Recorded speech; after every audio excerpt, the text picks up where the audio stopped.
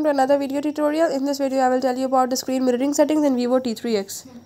If you want to do the screen mirroring settings or if you want to change the settings, I will tell you how to do it.